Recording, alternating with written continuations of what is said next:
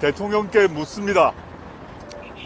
존경하는 국민 여러분, 저는 어제 서울광장에서 1년 넘게 천막 농성을 하고 있는 이태원 참사 유가족을 뵙고 왔습니다.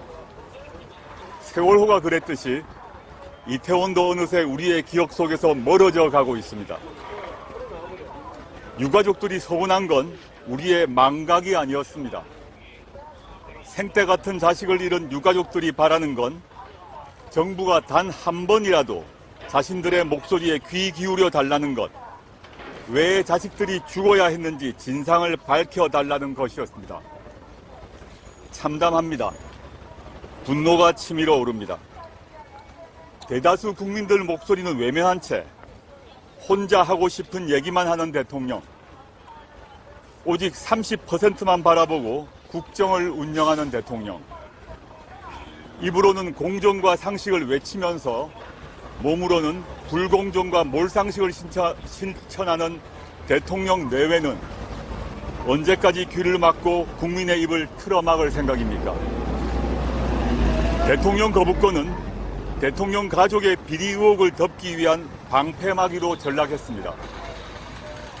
이태원 참사 진상 규명을 위한 특별법은 대통령에 의해 거부되었고, 대통령실의 외압 정황이 드러난 최수근 해병 사망 사건은 또 다른 해병을 희생양으로 만들고 있습니다. 총칼로 정권을 찬탈한 군사 정권 때보다 더한 무도함과 그보다 더한 무능함으로 국민들은 실망하고 있습니다. 어린아이들에게조차 놀림거리가 되고 있는 이 수준 이하의 정권에 대해 이번 총선에서 반드시 국민적 심판이 이루어져야 합니다. 그래야 대한민국이 살아남을 수 있습니다. 윤석열 대통령에게 5가지를 묻습니다. 첫째, 이태원 참사 유가족이 있는 천막을 한 번만이라도 찾아갈 용의는 없습니까? 지금껏 정부 관계자 누구 하나 찾아온 적이 없다고 합니다. 오로지 유가족들의 피눈물 나는 호소를 정치적 공세라고 치부하거나 자식 목숨 팔아서 돈벌이 하려고 한다 라는 악랄한 언론 프레이만 하고 있습니다. 대통령이 위로 방문을 하면 이러한 야비하고 저열한 2차 가해가 중단될 것입니다. 천막을 찾아 그분들의 이야기를 들으십시오. 그분들의 눈물을 닦아드리고 손을 잡아주십시오. 둘째, 해병 사망 사건 수사 외압 정황에 대한 입장을 밝히길 바랍니다. 최근 군인권센터에 따르면 해병대 사령관과 국방부 장관이 주고받은 문자를 통해 윤석열 대통령과 대통령실이 수사 초기부터 고 최수근 상병 유가족 동향을 보고받은 것이 드러났습니다. 어제는 군인권센터가 대통령실 외압을 폭로한 박정훈 대령을 수사하고 기소한 국방부 검찰단 관계자들을 공수처에 고발했습니다. 이들이 대통령실과 해병대 사령관의 통화 사실을 알고도 제대로 수사하지 않았다는 이유입니다. 대통령실과 국방부가 총체적으로 진실을 은폐하고 있는 것입니다. 권력자와 권력기관의 수사 개입은 명백한 위법이고 중대한 범죄 행위입니다. 대통령의 개입이 확인되면 탄핵 사유가 되니 은폐하고 있는 것은 아닙니까? 셋째, 아직도 고발 사주 사건이 정치 공작입니까? 고발 사주 의혹의 핵심인 손준성 전 대검 수사정보정책관은 최근 법원에서 유죄가 인정되어 실형을 선고받았습니다. 이 사건은 검찰이 2020년 4월 총선을 앞두고 선거에 영향을 끼치기 위해 국민의힘 전신인 미래통합당에 고발장을 만들어주고 고발을 요청한 국기문란 사건입니다. 문제의 고발장은 윤석열 대통령과 한동훈 전 장관을 위해 만들어지었던 것임이 확인되었습니다.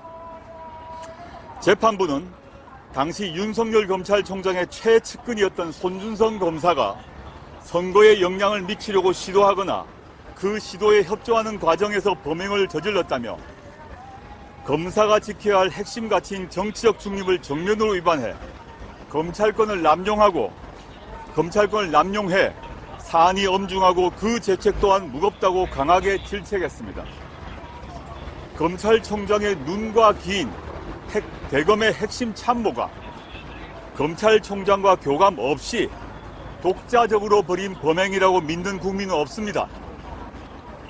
송 검사는 징계는커녕 재판이 진행 중인 상황에서 검찰의 꽃이라는 검사장으로 보훈 승진까지 했습니다. 승진을 통하여 입을 막으려고 했던 것은 아닙니까? 윤석열 대통령은 후보 시절 이 사건을 공작과 선동이다 라고 말했습니다. 고발사주 사건은 검찰이 선거에 개입한 국기문란에 해당하는 중대한 범죄이고 이는 법원 판결에 의해 확인되었습니다. 윤석열 대통령은 이 심각한 범죄에 대해 아직도 정치 공작이라고 생각하십니까? 이 사건으로 대통령 본인이 공수처에 입건되었습니다. 본인의 억울함을 밝히기 위해서라도 공수처 수사를 받을 용의는 없습니까? 넷째, 윤석열 대통령의 부인과 처가 비리 의혹에 대한 수사를 검찰에 지시할 생각은 없습니까? 대통령 부인이 버젓이 명품백을 받는 장면이 온 국민에게 공개되었습니다. 대통령 기록물이니 몰카 공작이니 하는 말도 안 되는 얘기는 그만하십시오. 초등학생도 웃습니다. 억울하면 당당하게 특검법을 수용해 낱낱이 밝히면 될 일을 왜 거부하십니까? 박절하게 대하지 못해 아쉽다 라는 한마디로 넘어가면 대한민국 어느 공무원에게 뇌물을 받지 말라고 할 수 있습니까? 주가 조작 공범들은 모두 수사를 받고 기소돼 유죄 판결을 받았는데 딱 한 사람, 그것도 검찰 수사 보고서에 23억의 수익을 얻었다고 되어 있는 그 한 분만 소환조사조차 하지 못하는 게 정상적인 국가의 검찰이라고 생각하십니까? 남에게 10원 한 장 피해 준 적 없다 라고 했던 윤석열 대통령의 장모는 검찰의 봐주기 기소에도 불구하고 결국 법정 구속되었습니다. 처가의 범죄를 덮기 위해 국가기관인 검찰 조직이 동원되었습니다.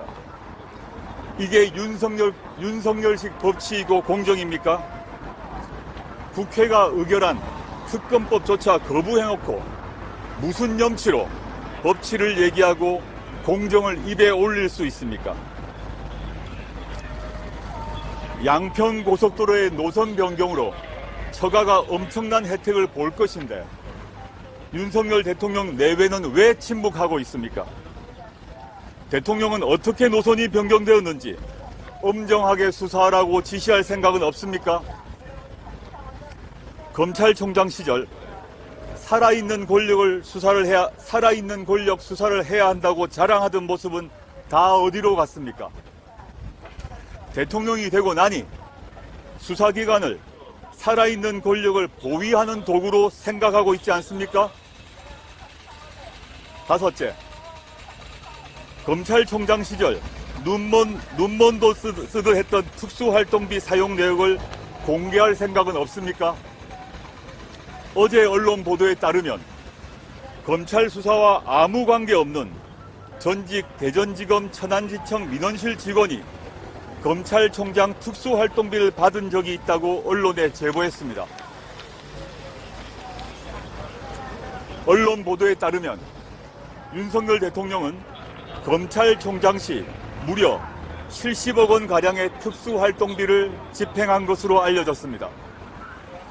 서울행정법원은 지난 1월 특활비 사용 내역과 지출 증빙 내역을 공개하라고 판결했습니다. 또 부산 방문 시 여당 의원들과 가졌던 비공개 회식 비용도 공개하라고 판결했습니다. 그러나 아직까지 검찰은 공개하지 않고 있습니다. 박근혜 대통령의 특수활동비 유용 문제로 박 대통령과 당시 국정원장들은 법의 심판을 받았습니다. 당시 수사 책임자가 다름 아닌 윤석열 대통령입니다. 박근혜 대통령 특수활동비 사용 내역을 수사했던 검찰총장 윤석열의 특활비는 왜 공개하지 않는 것입니까? 윤석열 특활비가 검찰판 하나의 카르텔을 유지한 핵심 역할을 했기 때문이 아닙니까? 존경하는 국민 여러분, 전임 문재인 정부의 검찰개혁 책임자로서 정치검사들의 준동을 막지 못한 데 대해 다시 한번 송구스럽다는 말씀을 드립니다. 저 조국 결자 해지의 심정으로 국민께 고합니다. 저와 저의 동지들은 윤석열 검찰 독재 정권에 의한 민주주의의 퇴행을 좌시하지 않겠습니다. 윤석열 정권에 의한 검찰의 사유화, 편향적이고 선택적인 검찰권 행사와 싸우겠습니다. 그리고 민생과 복지의 획기적 개선을 위해 정책을 추진하겠습니다. 제가 타버리더라도, 제가 부서지더라도, 제 등에 또 화살이 박히고 발에 족쇄가 채워지더라도 끝까지 민주공화국의 가치를 지켜내겠습니다. 감사합니다.